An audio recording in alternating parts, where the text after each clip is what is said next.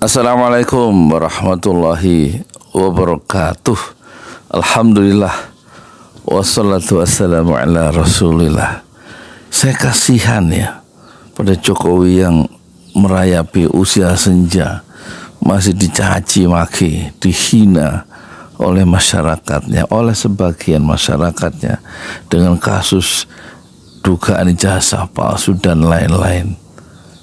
Ini pelajaran penting ya dalam sejarah politik Indonesia modern bagi pemimpin. Kita tahu pemimpin itu seperti Jokowi itu tidak selalu tepat mengambil keputusan politik, dan akhir atau akibat dari keputusan politik itu menimbulkan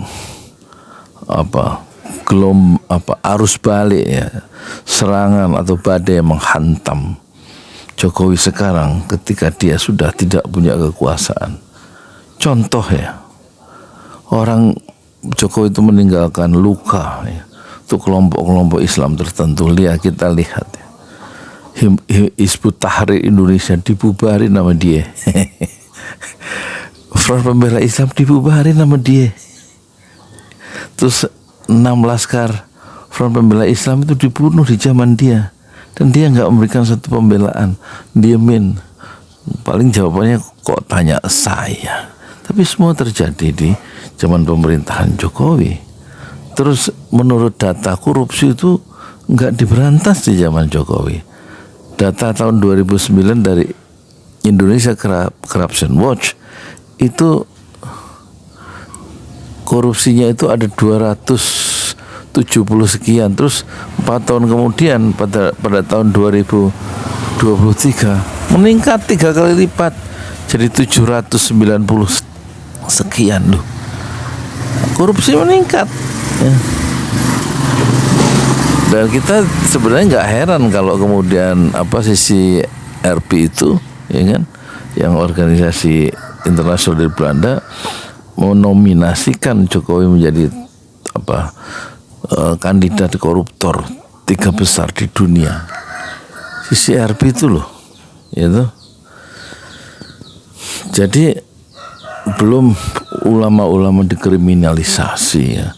Habib Rizik itu berapa kali masuk penjara, dan di kilometer 50 dia dikejar-kejar mau dibunuh ya, dihalang-halangi oleh 6 orang. Coba apa salahnya itu anak-anak muda tuh dibunuh, padahal kan dia ngawal gurunya. Kenapa perjalanan dakwah itu dikejar sama orang-orang dari Polda Metro Jaya? Kan semuanya pengetahuan Jokowi kan. Coba itu jadi keputusan politik di era rejim Jokowi itu membuat masyarakat itu mangkel, kalau basa Jawa itu. Iki piye to pemimpin iki ya? Nah, sekarang ada celah untuk terus melawan ya.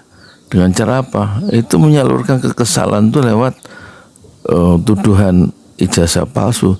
Ya bukan salahnya masyarakat lah. Faktanya seperti Respons Suryo itu bisa melakukan penelitian secara digital forensik ya, bisa membuktikan ijazah itu, dan banyak lagi tokoh-tokoh lain yang bermunculan menguatkan tentang keraguan-keraguan soal ijazah palsu, dan itu membuka celah ya, semacam entry point, titik masuk untuk ya menghajar ya, Jokowi, melampiaskan dendam politik yang dulu dibuat ya sebenarnya masalahnya oleh Jokowi saat mengambil keputusan-keputusan yang salah itu, termasuk bansos itu kata Luhut itu 500 triliun, yang disalurkan tuh 250 triliun, yang 250 triliun katanya nggak tepat sasaran. Ya dengan mudah orang kemana tuh ya, paling masuk kantong orang yang berkuasa kan gitu ya.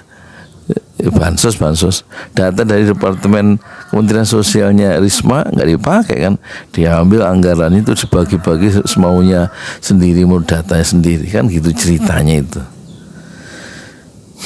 ya. Tokoh-tokoh masuk penjara ya, pembunuhan, demo itu ada tanggal Mei 2009 ya, di Bawaslu itu 8 dibunuh.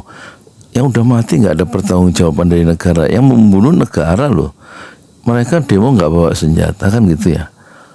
Terus menurut Kontras itu sekitar ada 46 yang dibunuh ya selama pemerintahan Jokowi itu, yang dibunuh unlawful killing tanpa melalui proses hukum, ya kan?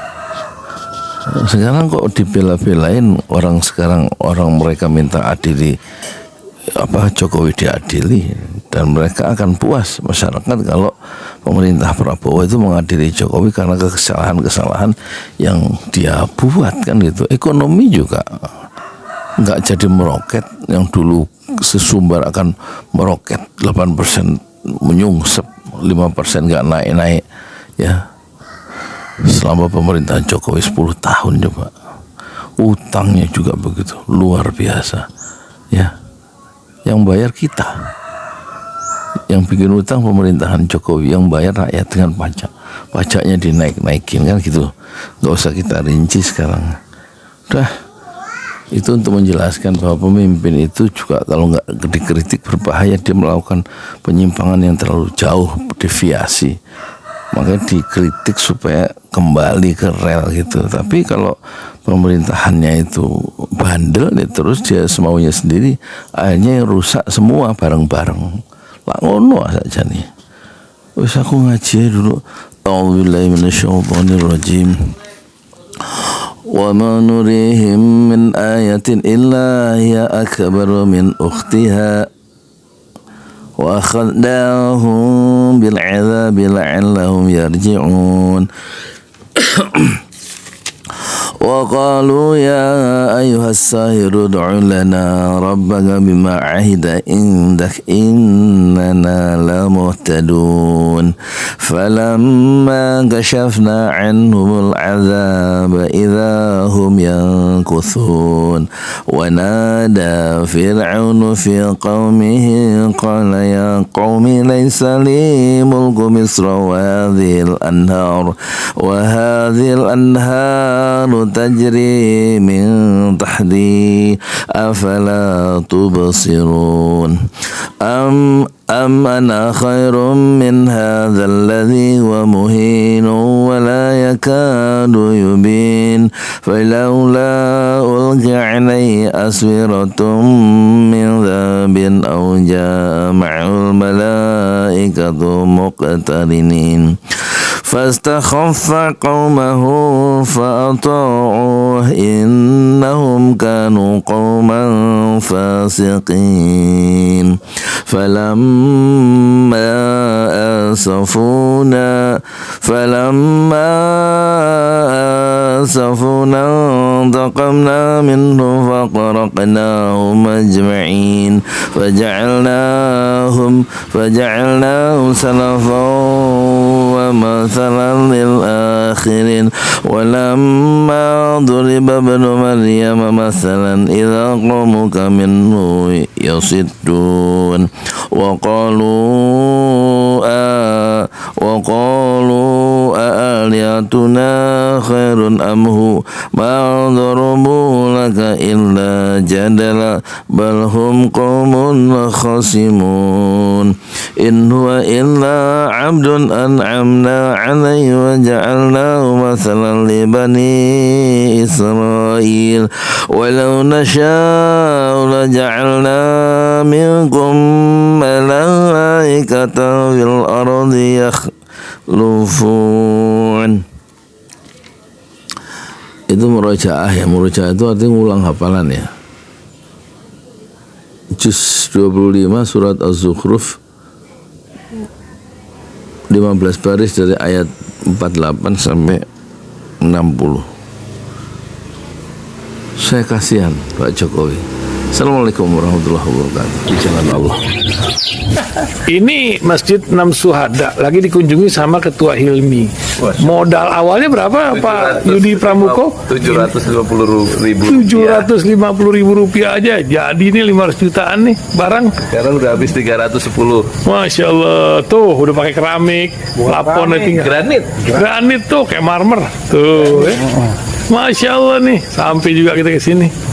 Masjid Enam Syuhada, ngapa namanya Masjid Enam Syuhada, Ya, Pak Yudi? kita mau mendokumentasikan perjuangan dakwah nama anak muda pengawal Habib Rizik Syihab itu Masya Allah. yang dibunuh sama orang jahat di kilometer 50. Kilometer 50 ya. Itu kan simbol memperjuangkan dakwah itu kita harus memberikan segalanya untuk Islam kan ya, untuk Masya dakwah Islam. Allah. Dan nama anak muda itulah yang sudah memberikan segalanya untuk Islam. Masya Allah. Apa nanti nama pemuda itu ada juga di sini mungkin diterangkan? Mungkin namanya 6 syuhada. 6 syuhada itu, Iya. 6 syuhada dipasang di sini, 6 syuhada. Bipali, apa yang dikomentarin dari ini semua, Bipali? Masya Allah, luar biasa. Dari uang 700.000, kalau pengen ternyata bisa. Bisa. Allah kirim. Tuh, bisa. Ya, dengan masuk satu gang kecil, tapi Bapak ini luar biasa. Kecil tuh. Masya Allah ya. Satu call aja. Masya Allah, perjuangan Pak Yudi Pramuko, YouTuber sejagat paling tua. Tertua di semesta. Tertua di semesta. Masya Allah. Tukang donat. Tukang donat. Tukang donat dari Paru. Ini saya laporkan dari lapangan ini, langsung dari Masjid Anam Syuhada. Masya Allah. Dan ini dia. Dalam lihat ah. Tuh, lihat tuh masjidnya. Tuh imamnya situ tuh. Malam-malam lagi kita. Masya Allah. Masih kurang nih. Atapnya katanya transfer aja.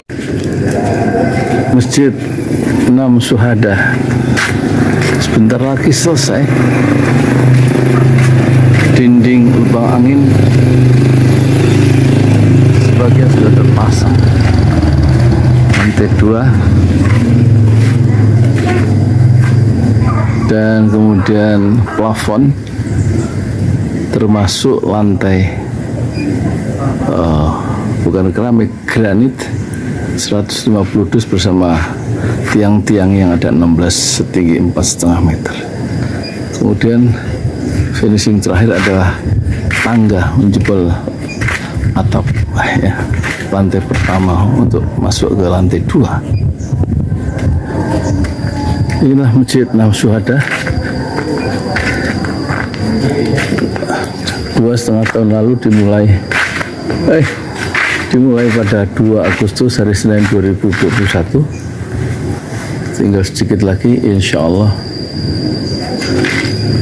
dan lantainya dari keramik, bukan keramik, granit sudah diresmikan lantai pertama. Nanti lantai kedua lewat sini tangganya dijebol untuk masuk ke lantai 2. Inilah Masjid Enam Syuhada yang sangat megah karena dari bahan-bahan pilihan, kualitas nomor 1.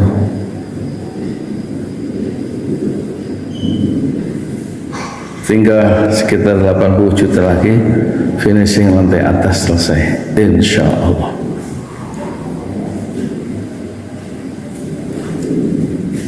Ya, inilah Masjid Enam Syuhada yang sangat bersejarah ya dalam sejarah dakwah Indonesia modern, insya Allah, karena ini dibangun dalam konteks kezaliman rejim penguasa yang sudah membunuh 6 santri dari front Laskar Front Pembela Islam, dan kita abadikan pengorbanan dan perjuangan dakwah mereka sehingga kita sebut namanya Masjid Enam Syuhada. Mereka mengawal perjalanan dakwah gurunya Habib Rizik Syihab, dan mereka dicegat oleh orang-orang jahat di kilometer 50. Saya Yudi Pramuko, tukang donat dari Parung Super, tertua di semesta Fasbir Sabrun Jamila. Bersabarlah dengan kesabaran yang indah. Assalamualaikum warahmatullahi wabarakatuh.